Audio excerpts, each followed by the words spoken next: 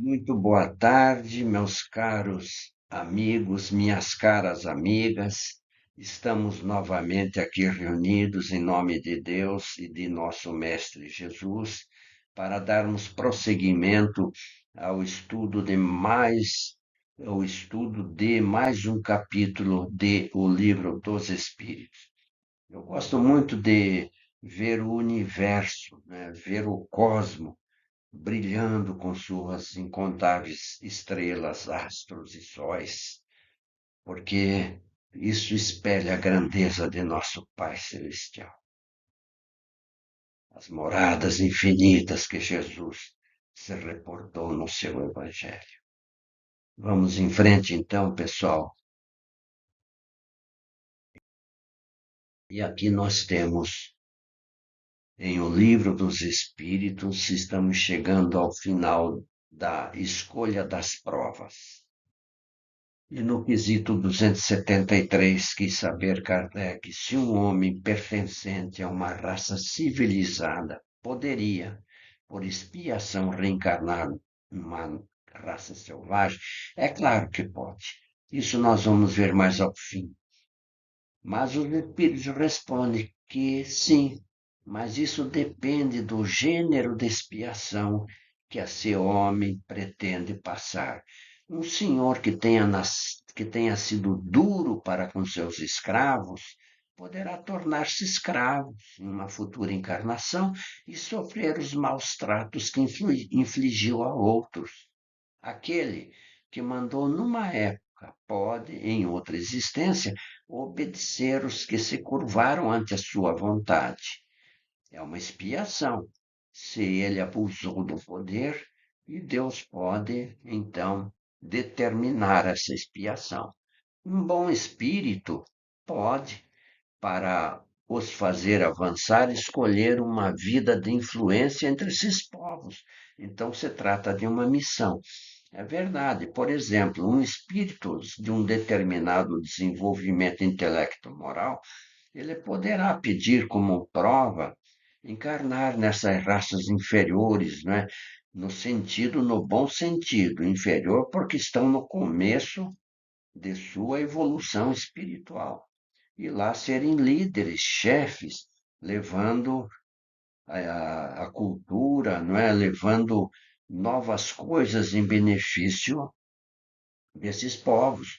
E aqui no nosso Brasil a coisa se deu da mesma maneira, pessoal. Tivemos homens formidáveis que ajudaram a evolução do Brasil, governantes formidáveis como Pedro II, os Bonifácio de Andrade Silva, homens extraordinários que promoveram o progresso do nosso país.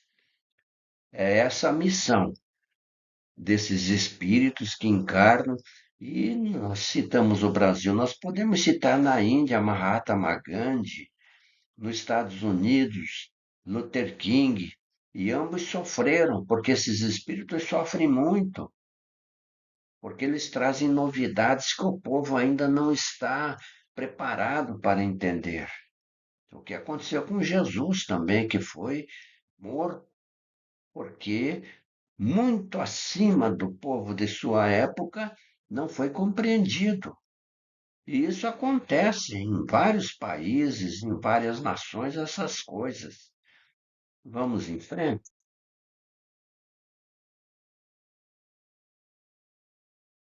Em Relações de Além-Túmulo, que nós vamos abordar agora, capítulo sexto do livro segundo, início, 274. As diferentes ordens de espíritos estabelecem entre elas uma hierarquia de poderes e há entre eles subordinação e autoridade? Sim, muito grande. É claro que tem que haver subordinação.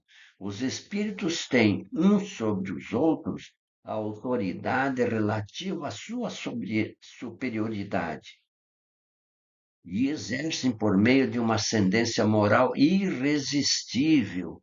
E os espíritos inferiores não podem subtrair-se à sua vontade. Ela é irresistível. Aqui no plano físico, hum, Uma autoridade, por exemplo, pede uma coisa e não é atendido pelo subordinado, mas no mundo, por indisciplina e má vontade, mas no mundo espiritual não tem como. Quando um espírito superior dá uma ordem para um espírito inferior, é irresistível, ele tem que cumprir. Vamos em frente. 275. O poder e a consideração de que um homem goza na terra dão-lhe alguma supremacia no mundo dos espíritos? Não, pois os pequenos serão elevados e os grandes rebaixados. Leia os Salmos, leia o Evangelho. Lá está escrito que aqueles que se exaltam serão humilhados, e os simples, humildes serão exaltados. Então, 275A, que complementa a 275, como devemos entender essa elevação e esse rebaixamento?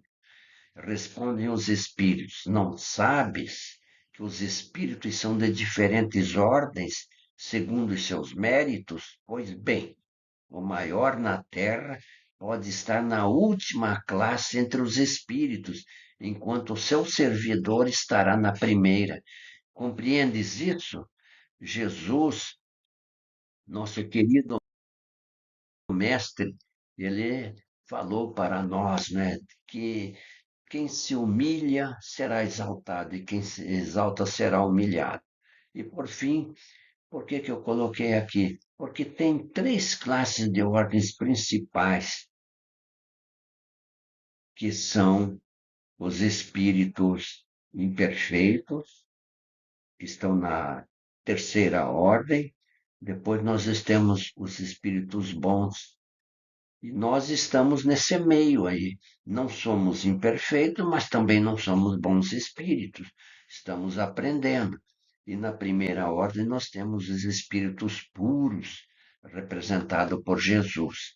Então, espíritos imperfeitos, a figura preta que se encontra aqui, e a figura branca dos bons espíritos, e depois mostrando Jesus, espírito puro. E nós estamos no meio, pessoal. E é verdade, amanhã ou depois, se Deus permitir, estaremos, não é, trabalhando, estudando, progredindo, nós estaremos na segunda ordem dos bons espíritos. Então, pessoal, era isso que nós tínhamos para essa quarta-feira maravilhosa.